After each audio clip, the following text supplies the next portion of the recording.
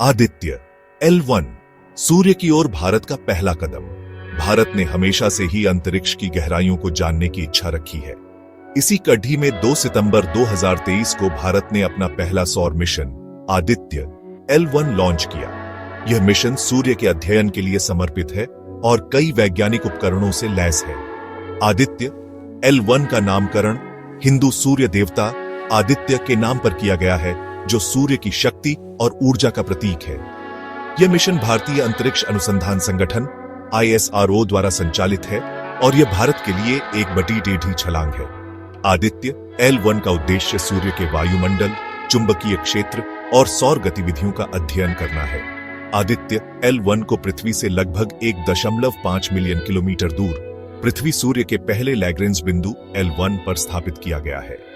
यह बिंदु सूर्य और पृथ्वी के बीच गुरुत्वाकर्षण संतुलन का स्थान है, जहां से आदित्य L1 बिना किसी बाधा के लगातार सूर्य का अवलोकन कर सकता है। आदित्य L1 मिशन का मुख्य उद्देश्य सूर्य को बेहतर ढंग से समझना है।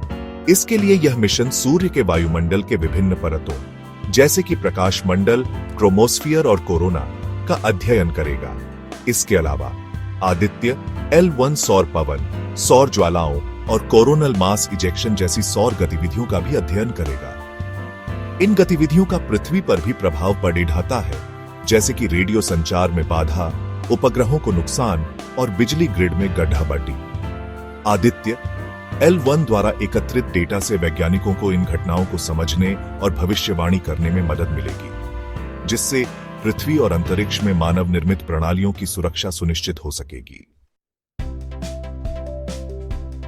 आदित्य L1 7 वैज्ञानिक उपकरणों से लैस है, जो सूर्य के विभिन्न पहलुओं का अध्ययन करने के लिए डिजाइन किए गए हैं। इनमें से एक प्रमुख उपकरण है visible emission line coronagraph VLC, जो सूर्य के कोरोना का अध्ययन करेगा।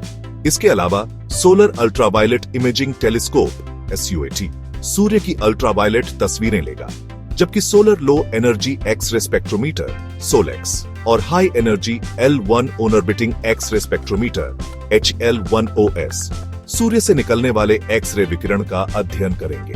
इन उपकरणों से प्राप्त आंकड़ों से वैज्ञानिकों को सूर्य के चुंबकीय क्षेत्र, तापमान, घनत्व और संरचना के बारे में महत्वपूर्ण जानकारी मिलेगी।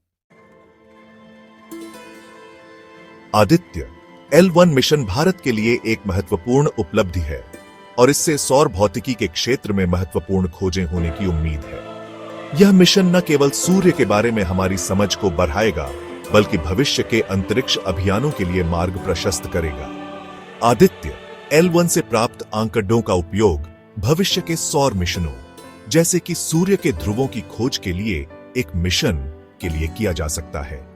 इसके अलावा आदित्य L1 द्वारा विकसित तकनीकों का उपयोग अन्य ग्रहों और तारों के अध्ययन के लिए भी किया जा सकता है, जिससे ब्रह्मांड के बारे में हमारी समझ और भी गहरी हो सके।